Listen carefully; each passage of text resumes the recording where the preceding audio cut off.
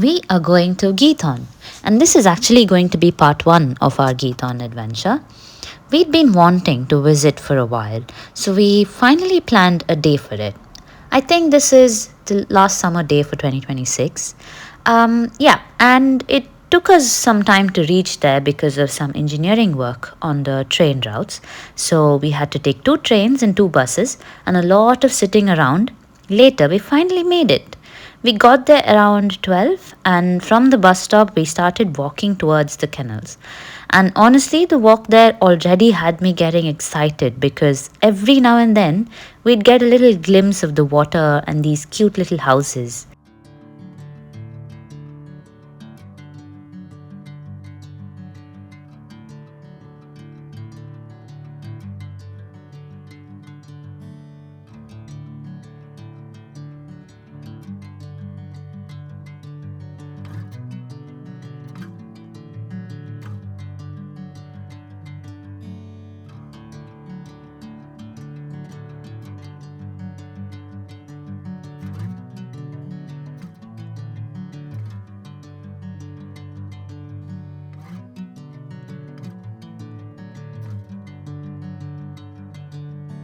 Bring me into golden sunlight. If I'm going with you, I know we'll get to the other side. By the time we got to the canals, we were getting pretty hungry. So, obviously, before doing anything else, we needed food. We stopped for some fish and chips, and after two trains and two buses, I think we had earned it. Sinking in, I know this feels right. And this was so good, it tasted yum yum. Feeling breeze love moving through me like a wildfire. Now, with our stomachs happy, it was finally time for the main event, the boat ride. I feel like this is one of those places where you really have to see it from the water because so much of Giethoorn is built around the canals.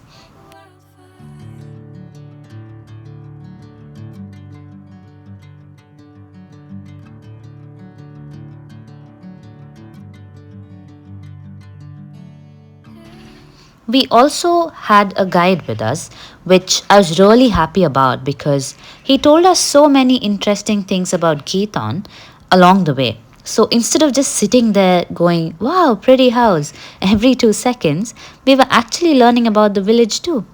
And we're off. Look at this.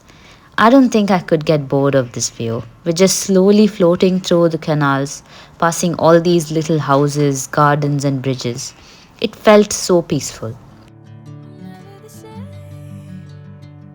Never you calling my name. I'm taking my sweet time. Hey. Giethoorn is often called the Venice of Netherlands, and I can definitely see where that comes from. The village is basically built around these beautiful canals with little bridges connecting the houses. And there are apparently around 176 bridges in Giethoorn, which means I was stopping every 5 seconds to film another one. The play. I know I'm holding the best of me out of my head. I know you. Imagine waking up, stepping outside your house, crossing your little bridge, and getting into a boat instead of walking to a car. Apparently, boats have historically been an important way of getting around Giethoorn, and traditional boats called punters were used for transporting things through the waterways. Bring me into golden sunlight.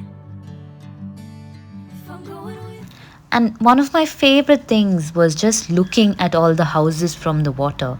Every house seemed to have its own little garden, its own bridge, and its own personality. It honestly felt like we were slowly moving through a fairy garden or fairy dream village.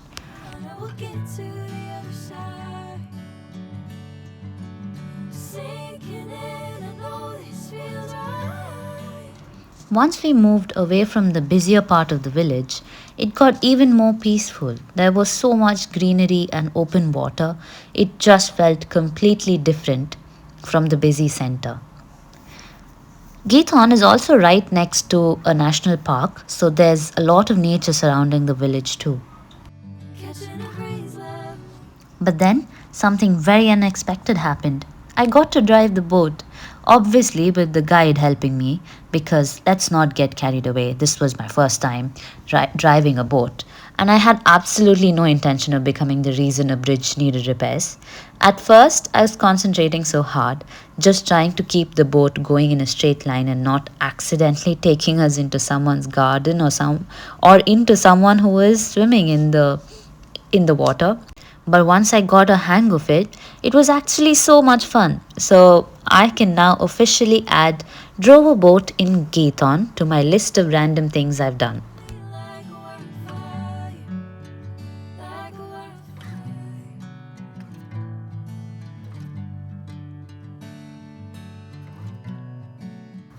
Our tour guide was explaining how Giethoorn landscape was shaped by peat digging. The villagers dug peat, used it for other purposes like lighting a fire, etc.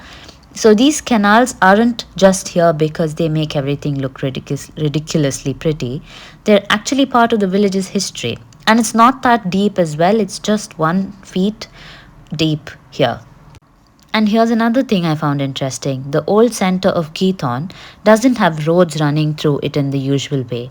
The canals, footpaths, and bridges are what connect everything, which is why getting around by boat feels so natural here. Some of these canals were so narrow that I was genuinely impressed watching all the boats pass each other.